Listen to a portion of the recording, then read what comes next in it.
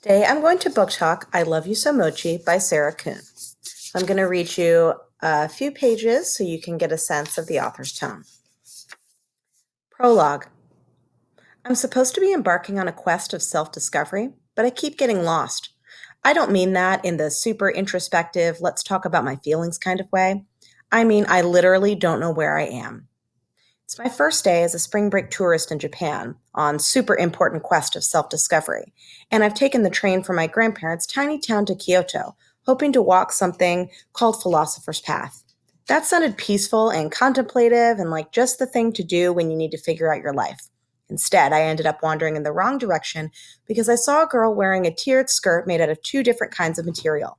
Wispy tulle contrasting with heavy wool, and she looked so incredibly cool, I just had to know where she was going. Then I got caught up studying the cherry blossoms overhead, a glorious canopy of pink and white fluff that seemed to go on forever. Now my distracted wanderings have led me to an outdoor market with food stands frying, steaming, and boiling everything from delectably salty squid to buttery sweet teriyaki. There are tons of people jostling around these stands, and the burble of their excited chatter mingles with the hiss and sizzle of food cooking. The smells crash into each other, a mishmash of clashing scents that assaults my nostrils. I feel overwhelmed by the sights and sounds and the sheer mass of humanity.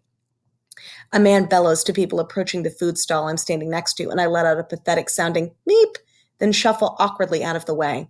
But there's not much room to shuffle, and I bump into an elderly, stoop-shouldered lady in a giant sun hat. Sorry, I blurt out. Pardon? I mean, I realize that I have no idea how to apologize in Japanese. She gives me a classic, disapproving auntie stare and moves on to the next food stall. I take a deep breath and stand still, trying to reorient myself. I don't want to burst out. My map. I'll look like a tourist. Okay. Even more like a tourist. I could use my phone, but I'm still not entirely sure how the international data plan works, since Dad had to add it on last minute and all. I don't want to run up a huge bill my first day here just because I accidentally wandered off. You mean because you allowed yourself to get distracted by frivolous things instead of focusing on what you're supposed to be doing? My mother says in my head. Get your head out of the clouds, Kimi-chan. You have important things to figure out. I know, Mom. I find a bench on the very edge of the market and plop myself down. I had high hopes for today when I got dressed this morning. I donned one of my favorite dresses, a midnight blue concoction of asymmetric layers and sparkly buttons that I'd constructed out of the bones of an old prom gown.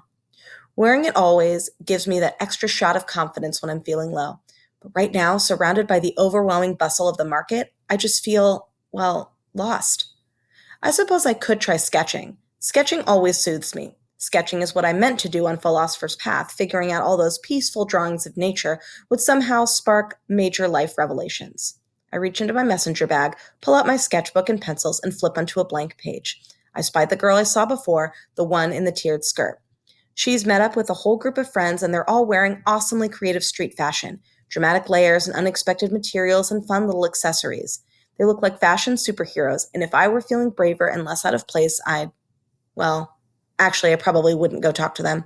Because, as my best friend, Atsuko, is fond of pointing out, it's always easier for me to live in this space where I haven't made something real yet. It's easier for me to sit here and think about talking to those girls because that way it remains a perfect fantasy where we laugh and exchange cool fashion ideas and I magically know perfect Japanese. The minute I make it a reality by actually talking to them, I'll ruin it. Take a deep breath and try to refocus on my quest of self discovery. I came to Japan hoping to find answers to big, important questions like who am I? All right, so our main character, Kimmy, is really into art just like her mom until she isn't. And when she's a senior, she gets into this really prestigious art program and she wants to follow in her mother's footsteps. But she's realizing that she's not enjoying art as much anymore.